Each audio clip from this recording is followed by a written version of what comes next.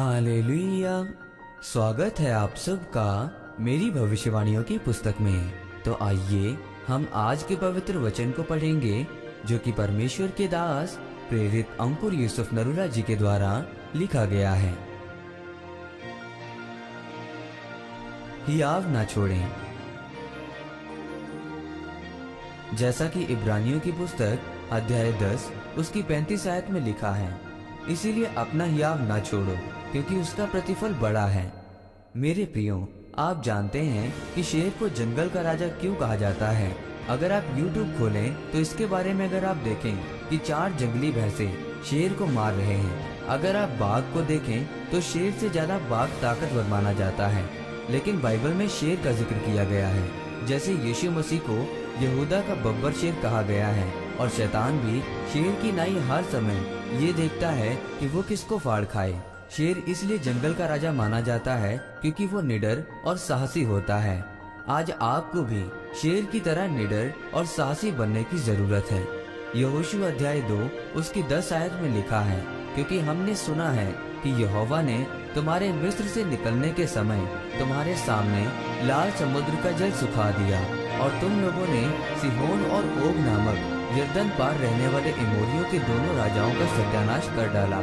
यानी वो लोग जो मजदूर और लाचार थे, जो मिस्र के राजा से थरथर कांपते थे।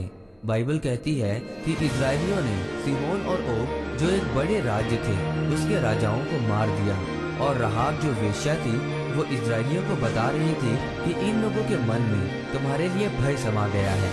इजरायली सबसे छोटी जाति थी, फिर भी परमेश्वर ने उन्हें चुना। अगर इजरायली फिरौन से डरते रहते और मिस्र से ना निकलते तो क्या वो इतने महान बन पाते। इसीलिए जब आप मसीह में आते हैं तो शैतान 3 साल तक आपको तंग करने की कोशिश करता है, फिर से पाप में खींचता है और मारने की कोशिश करता है, क्योंकि वो जानता है कि अगर आप डरे नहीं और दलेर रहे तो आने वाला भविष्य आपका है। लेकिन आज आप नहीं जानते कि कल परमेश्वर कितने महान, साहसी, बड़े और अचंभे काम आपकी जिंदगी से करना चाहता है। और हो सकता है कि आज आपको वो अचंभे काम न दिखते हो। आप सोच कर देखें कि इजरायली लोग मिस्र की गुलामी में ईंट, मिट्टी और गारों का काम करते थे, फिरौन से डरते थे। मूसा ने उनसे कहा था कि तुम चिंता मत करो, मेरे साथ चलो। फिर जब उन लोगों ने बड़े बड़े देशों को मारा तो यहोशू के समय में फिर लोग कहते हैं कि हमारे दिल में तुम्हारा भय समा गया। इसीलिए मेरे प्रियो, अगर आप मसीही हैं और आप अपना मुंह बंद रखेंगे तो आपके रास्ते भी बंद रहेंगे।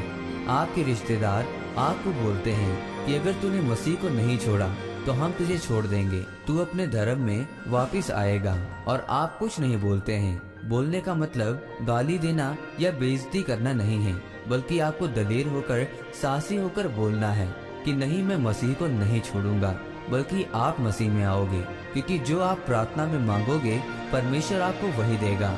अगर आप सताव, विरोध के दिनों में पाप में चले गए तो आप न इधर के रहोगे न उधर के रहोगे। मेरे प्रियो, याद रखें, अगर आप आत्मिक रास्ते में चलते चलते साहसी रहे और अपने आप को पाप से बचा कर रखें तो जहां आप सोच भी नहीं सकते परमेश्वर आपको वहां ले जा सकता है। आमीन। आइए इस अंगीकार को आप मेरे साथ एक मन होकर करें। सर्वशक्तिमान परमेश्वर, इस वचन के लिए मैं आपका धन्यवाद करता हूँ। परमेश्वर, मैं ये अंगीकार करता हूँ कि पवित्रताई में रहकर निडर और साहसी बनकर आपके कामों को करूँगा, प्रभु यीशु मसीह के नाम में। आमीन। परमेश्वर आप सबको आज के वचन के ऊपर मनन करने के द्वारा आशीषित करे। आमीन।